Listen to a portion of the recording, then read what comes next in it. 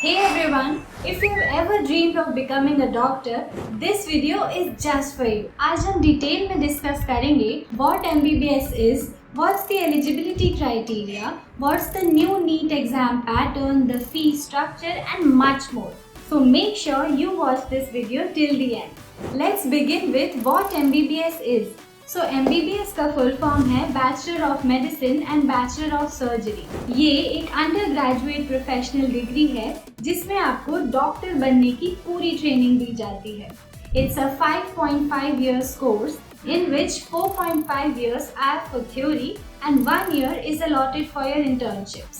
इस कोर्स के बाद आप पीजी करके डिफरेंट स्पेशलाइजेशंस भी चूज कर सकते हैं। Talking about the eligibility criteria, तो आपका 12th पास करना बहुत इंपॉर्टेंट है with physics, chemistry, biology and English as an additional subject. Percentage की अगर हम बात करें तो 50% score is mandatory for general category students.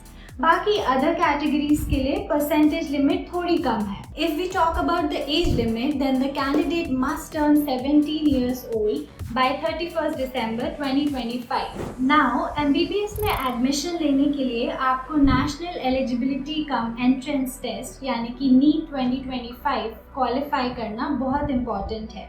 ये एग्जाम इंडिया के सारे मेडिकल कॉलेजेस द्वारा एक्सेप्टेड है। नीट रिजल्ट के बाद आपको काउंसलिंग के थ्रू रेलेवेंट मेडिकल कॉलेज में सीट मिलती है। An important thing to keep in mind, if you go for government medical colleges, the fees would be much lesser than private medical colleges. Coming to the NEET 2025 exam pattern, तो NTA ने इसमें कुछ major changes किए हैं which are very much similar to the pre-COVID era. So here are the changes.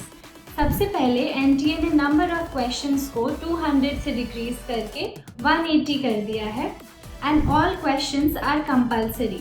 NEET 2025 में optional questions that is section D को remove कर दिया गया है। अब सभी 180 क्वेश्चंस कंपल्सरी होंगे।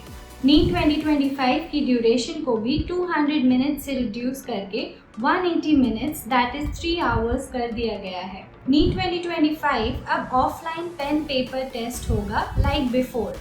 And the last thing, the examination timing has also changed.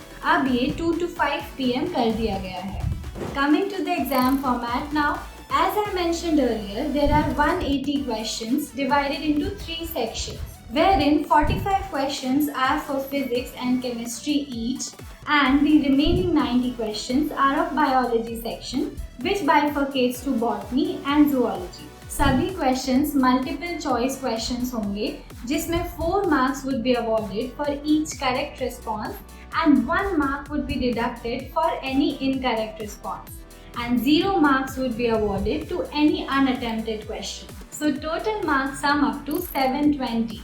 Subject wise अगर हम वेटेज देखें तो हर सेक्शन के अपने अपने स्पेसिफिक मार्क्स और स्पेसिफिक नंबर ऑफ क्वेश्चंस हैं। ये समझना आपके लिए बहुत ही ज़रूरी है for a good exam preparation. Chemistry section में देयर आर 45 क्वेश्चंस जिसका टोटल स्कोर है 180 and it is the same for physics section. Biology के बाइफिकेशन के according 45 questions each and 180 marks are divided into botany and zoology sections. Now, which are the top medical colleges in India?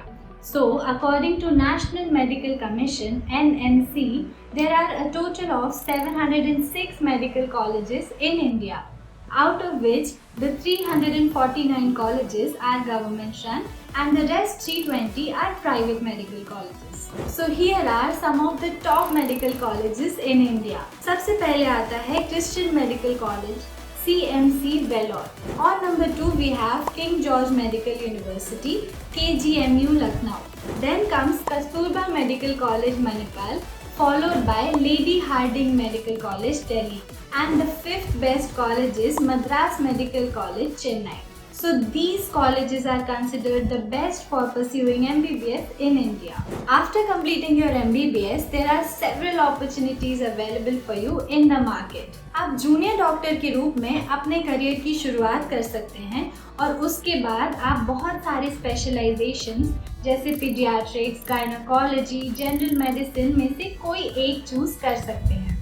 आपको MBBS करने के बाद government hospitals, private clinics medical research labs, biomedical companies और health organisations में काम करने का मौका मिल सकता है। आप चाहें तो आपके पास medical writing, medical teaching, medical consulting and lecturer के ऑप्शंस भी अवेलेबल हैं। आप अपनी प्राइवेट प्रैक्टिस भी शुरू कर सकते हैं। Now let's talk about the most awaited, your salary after completing MBBS। MBBS के बाद आपकी सैलरी जॉब प्रोफाइल और एक्सपीरियंस पे बहुत ज़्यादा डिपेंड करती है। इनिशियल स्टेज पर आपकी सैलरी 40,000 से लेकर 60,000 पर मंथ तक हो सकती है और जैसे जैसे आपका एक्सपीरियंस बढ़ेगा वैसे वैसे आपकी सैलरी भी इंक्रीज होती जाएगी।